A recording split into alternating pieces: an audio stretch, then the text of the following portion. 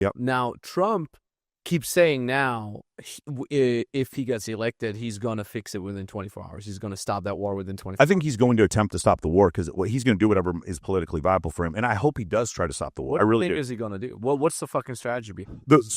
Get together with Putin? There's strategy and no strategy. Here's how this is going to end. I think Russia is entrenched enough in Donbass to hold it. I think there's enough Russian-speaking individuals in Donbass to where they want to stay there. I think Russia. I think let Ukraine them have that. I think Ukraine can probably deal with the fact that they've been dealing. Like again, so it would be the equivalent is if Mexico funded an insurgency in Brownsville, San Antonio, Houston, and Harlingen to like fight people in Dallas. Like that's what essentially. At some point you'd be like, yeah, fuck these people. Like if you guys keep wanting to fight us, we'll let you go. I think that's the part. I think also Ukraine has become comfortable with the idea of allowing Crimea to stay a Russian territory. Again, I'm not a Ukrainian, so I can't speak for them, but it doesn't seem like this is a non-negotiable deal.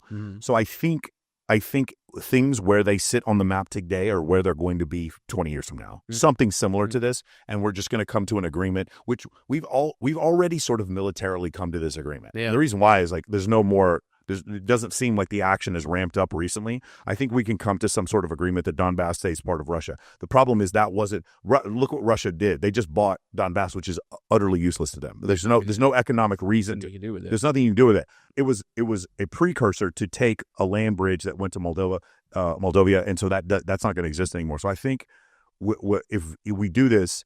Like, I don't know what did the conservatives think that like Donald Trump's going to come in there is like we're gonna negotiate and you're just going to give Kiev to Russia. Is that what you think is going to happen? No.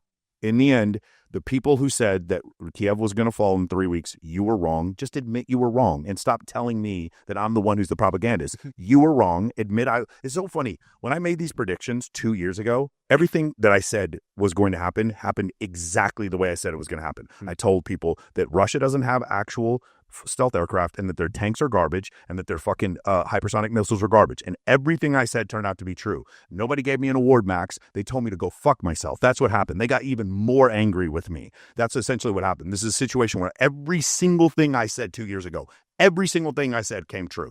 And these people are just even more angry. So now I'm going to tell you right now, most likely what's going to happen is when the Trump administration comes in.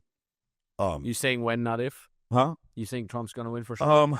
We'll get to that too. I'll tell you, if the election had been 48 hours after he'd been shot, I would tell you 100% he would have won. Yeah. I hope he wins. I don't see. Man, this inflation shit is really crazy, and I don't understand how Kamala doesn't think she isn't going to wear the inflation shit. It's clearly her administration's fault. So I don't know. But going back to what you said before, I do think if the Trump administration got in, you would, because the thing that continues to propagate this war is that even though Ukraine is a smaller force, they have a massive technological advantage as far as ISR, which is intelligence, surveillance, and reconnaissance. The U.S., their whole intelligence apparatus has been feeding the Ukrainians, obviously, information. And then additionally, from that is like I said, the hardware. So the United States has given them a squadron of F-16s, which is superior to anything the Russians have. It's superior. I'll look right in the camera. F-16s are superior to anything the Russians have right now. How old are the F-16s? 40 years old. Yeah. They're superior to anything the Russians have right now. And then additionally, the new block F-16s. I'm not talking not the 40-year-old F-16, but the ones the upgraded ones. So now, when you consider all these things, I do think if there needs to be what happened is Donald Trump, who's a great deal maker, would need to figure out a way to have Putin save face and end this war. Exactly. And if that happened, then Putin doesn't lose his life. And I legitimately mean that. If Vladimir Putin gave up in this war, and he appeared to give up, the oligarchs that he's done. He's done. And I don't mean done like he's going to be in some fucking dacha. I mean done like a bullet in the back of the head. What happens when you run against Vladimir Putin? You fall out of a window. You fall off a balcony. What happened? Remember what was his general of his private army who tried to attack? What's his name? Airplane accident. The ex-cook. Yeah, the ex-cook who became a He had an airplane accident. Yeah. That's what happens in that country. That's how they deal with transition of power in the United States is, the worst you ever see is like January 6th, right? That's what happens. Like that's about as bad as it gets.